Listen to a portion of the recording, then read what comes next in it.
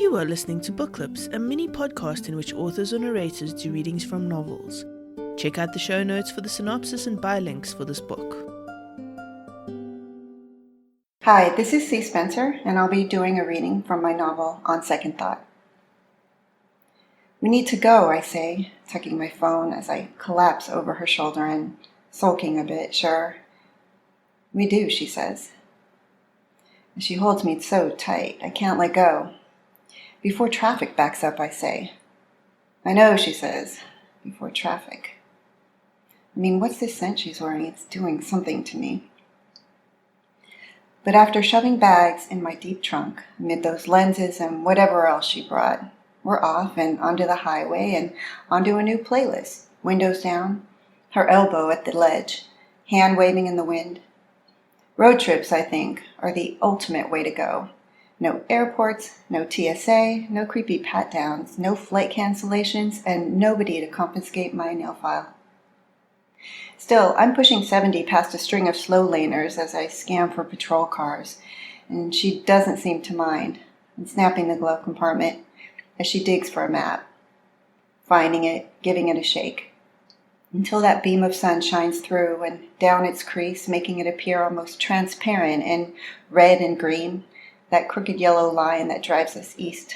So, past this semi and one more speed sign, which I flat out choose to ignore. 8 times she's taken this trip. 8, she's saying, as she slips sandals off and bare heels hit the dash. Then I set cruise to 65, changing lanes as she leans in, snaps a selfie with her phone, talking through the best part of this song. So it's literally on the sea, she's saying. Their deck, back in the day, I guess it was a boat dock. Their place is so old. In a good way. They've renovated. As I glance sidelong, catching my reflection in those mirrored shades just above that grin, thinking, this is nice. Sorry, she says. What were you about to say? Then she's back on her phone. And I'm shouting over the wind. I wanted to know what you were doing. I'm just sharing this on Facebook. Mind if I tag you? She says, then tilts her screen to show off our end-of-season tans, chapstick lips, that smile of hers, my profile caught off guard, her boyish pang, both of us hidden beneath shades. So, what else do they like, I say? Craft beer, she says. They're all about craft beer and baseball. 2 topics I know absolutely nothing about. So why don't you do the talking, I say. Around 60 miles in, we finally do hit that bumper-to-bumper the radio keeps warning us about. Meanwhile, she's thumbing, narrating a text. Heavy traffic, might be late. While the guy in the car beside us sings to his dash. Window up, muted, and we inch ahead. Ray reclines, shades propped atop her head, squinting and shaded by a hand now cupped to the sun, before she closes her eyes and my gaze lingers down to where fingers clasp at her waist. Her shirt lax at the belt, with shorts that tug at the thigh. I don't think I catch my second wind until we arrive, shaking hands in a sort of introduction that needs no introduction, given they seem to know too much about me as it is. I get the how was your drive and that sort from 2 who are unoriginally dressed from head to toe.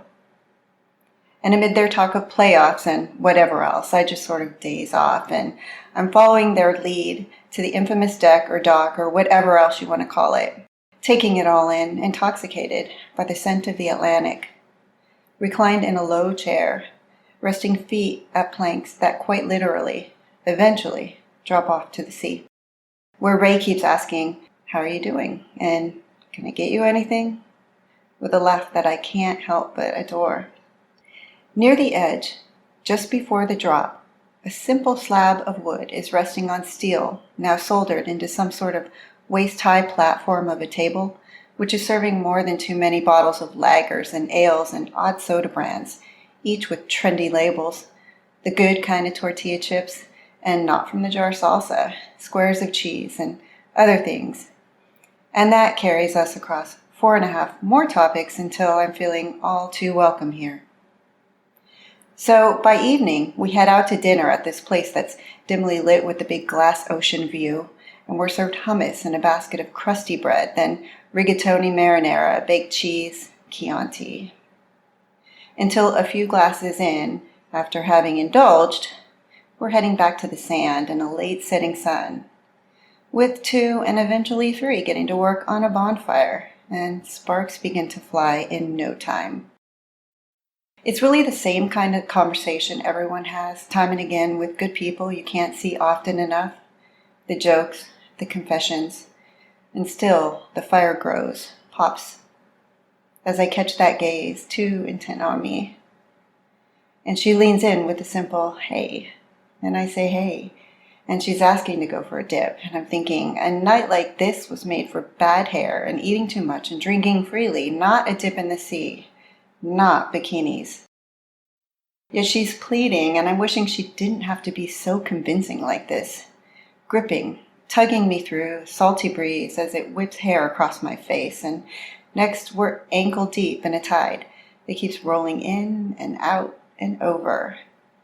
Her arm bound around my waist, her breast crushed against my back as one more wave licks and tickles in its slow descent, trickling as it dips. And she's steadying me, even with that constant tug out, as it hopes to yank me everywhere else but right here. As seaweed slips and curls around an ankle, under the sky in its vast vibrance. And it hits me in a good way, a helpless but whole way. How I wish I could just pause us and this, and nerves and all of its apprehension and uncertainty, its doubts and misgivings. If I could hold this just a little longer, it might finally make sense. And I'm hoping to say something profound like that, or maybe something prettier, but I can't really. Instead, I'm feeling a finger tug at a tight strand of hair, now resting between my lips and stuck like taffy. Feeling unstable as the sand sinks and shifts the earth beneath us, even as she's wading deeper, tugging me out, gazing back, pleading and stretching to my bending as another tide collides at my thighs, and she's amused by this. She's amused, radiant in the light and the sun that sinks deeper into the sea. With my shirt weighed heavier the wetter it gets. But how deep is she planning on taking me?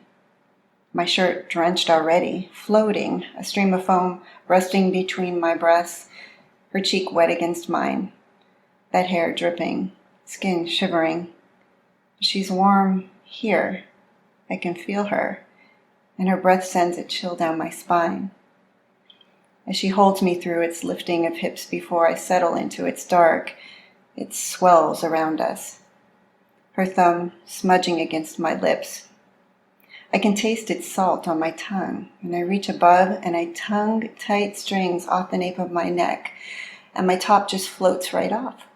My skin chilled, her palm warm, hidden beneath buoyant swells of cloth, now clinging and floating with the tide as she draws me in, warms me, slips down me, wets me, and I can feel her inside me.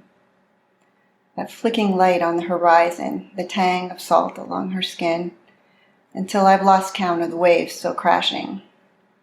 Lost count even as she's tucking straps, retying them, covering me, dressing me, unbalanced as I catch my breath. Her thighs slipping between mine, rubbing, steadying my swaying, before we're hand in hand and we head back to the shore, having been out there too long.